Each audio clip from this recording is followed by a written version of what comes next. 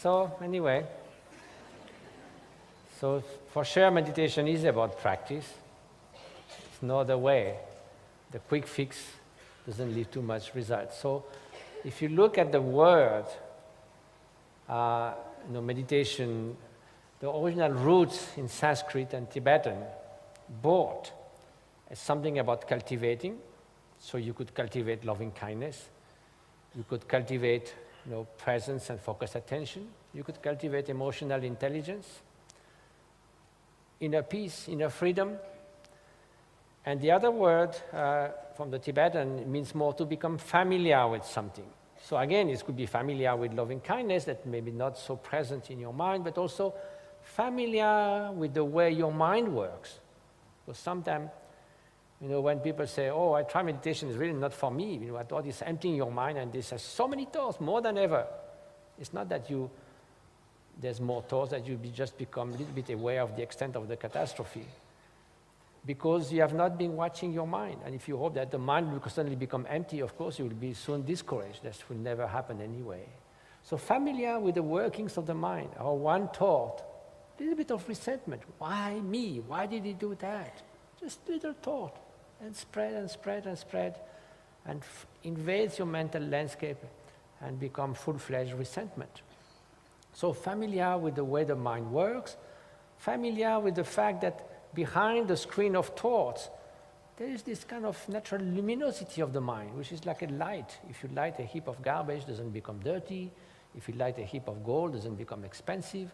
It's just the faculty to know, the basic awareness that is not modified by the content. So we are not so familiar with that. So you need to look within the mind. So now, that's why also many of the meditation techniques begin, you don't want to empty your mind. How can you empty your mind? You'll be dead or fainted. And then how can you block the thoughts? When the thought is there, how can you say, oh, I wish you were not there? It's there. So it's more about becoming how to deal with that.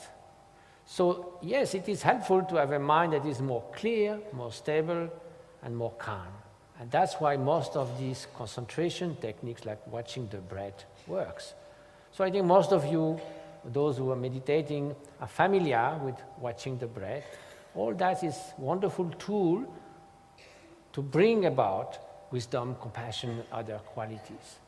But today, since His Holiness, since I was fortunate to meet him and again for the last 30 years or so, how extraordinary emphasis he puts on loving kindness and compassion. So I thought, how do we cultivate that? Recently I was in Hong Kong a few days ago, and someone who said she's a specialist of mindfulness, I said, why don't you do caring mindfulness? He says, what's that? How do I do that? So the fact that you may not think that you could not cultivate loving kindness. So how you do? Well, everyone, we all have moments of unconditional benevolence or love for somebody. For a child, for someone we don't know, just like pure wishing that this person may be happy, safe, flourish in life, be spared suffering. But this comes and goes. We may do that for 20 seconds, a minute, and then some other thoughts come, somebody comes in the room and it's gone. We don't cultivate that in the same way that we do physical exercise for 20 minutes a day. Why? We don't mind learning how to read and write, to become fit. Why those qualities for which we have the potential will become at the optimal without us doing much at all? That's we call the most basic, latent, dormant potential, but not a fully actualized potential. So that feeling of unconditional benevolence that we know, we have experienced, why don't we try to bring it now and let it fill our mental landscape? And instead of letting it disappear, if it goes away, come back to it.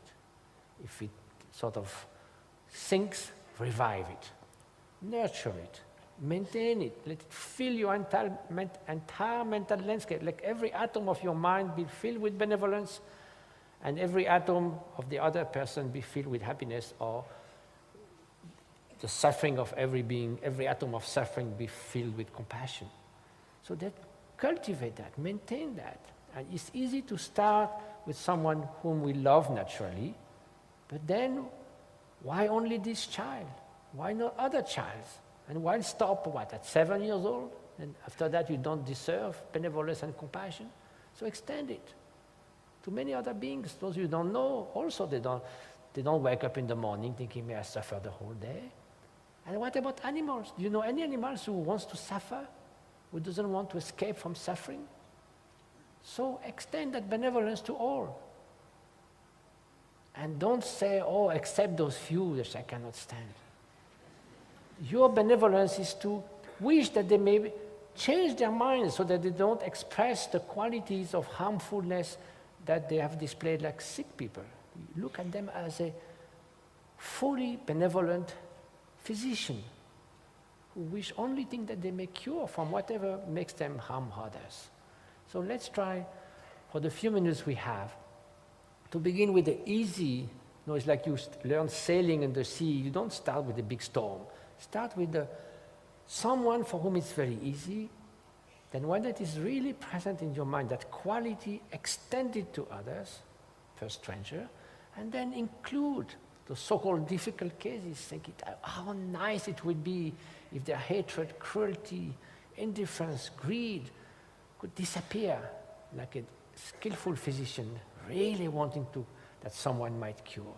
So then there should be no barrier to loving kindness and compassion, including all sentient beings. So, the French poet Lamartine said, especially about extending to other form of life, we don't have two hearts, one for human beings, one for other species. We have a heart or we don't. So let's try to include all sentient beings. Let's just do that for a few minutes. Nothing special, just do it.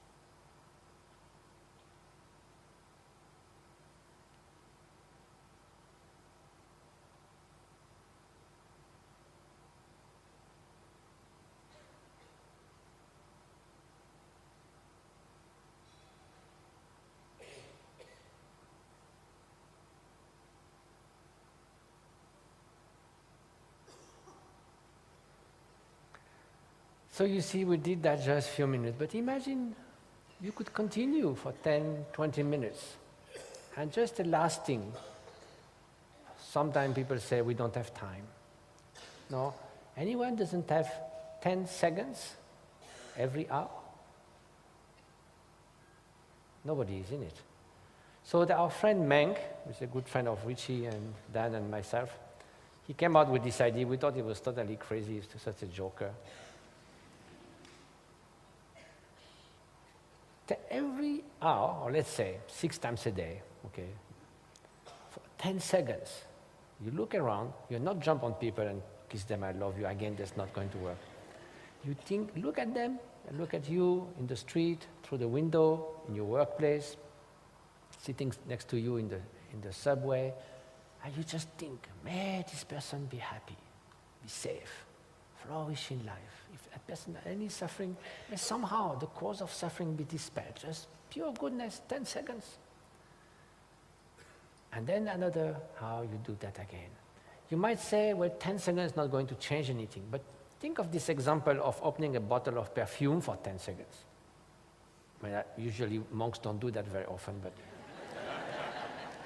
And then when you close it, the perfume stays for 10 minutes. If you do it often enough, it will be there all the time. So, after those 10 seconds, you can't just go someone and shout something terribly hurtful. So there will be something that will linger through the hour until the next 10 seconds that will give a different fragrance to your life. So that actually seems quite superficial, the ultimate stupid easy fix. But in fact, it's quite profound because we say often that it's better to do short, repeated period of practice than a big one from time to time. It's like the flowers in your apartment. Little water every day, a bucket every month, and the plant is dead in between. So nurture that every on and off, just having this thought, just may all these beings be happy. So nice when you are in the tube or somewhere. It just feels completely different. And the mind will suddenly become empty. Of course, you will be soon discouraged. That will never happen anyway. So familiar with the workings of the mind, or one thought, a little bit of resentment. Why me? Why did he do that? Just little thought, and spread and spread and spread, and invades your mental landscape and become full-fledged resentment. So familiar with the way that's in your mind, but also familiar with the way your mind works. Because sometimes, when people say, oh, I try meditation, it's really not for me. I thought it's emptying your mind, and this has so many thoughts, more than ever. It's not that there's more thoughts, that you just become a little bit aware of the extent of the catastrophe. Because you have not been watching your mind, and if you hope that... So anyway, so for sure meditation is about practice. It's no other way. The quick fix doesn't leave too much result. So if you look at the word, meditation, the original roots in Sanskrit and Tibetan, both, is something about cultivating. So you could cultivate loving kindness. You could cultivate presence and focused attention. You could cultivate emotional intelligence, inner peace, inner freedom. And the other word from the Tibetan means more to become familiar with something. So again, it could be familiar with loving kindness that maybe not so present mind works. Familiar with the fact that behind the screen of thoughts, there is this kind of natural luminosity of the mind, which is like a light. If you light a heap of garbage, it doesn't become dirty. If you light a heap of gold, it doesn't become expensive. It's just the faculty to know, the basic awareness that is not modified by the content. So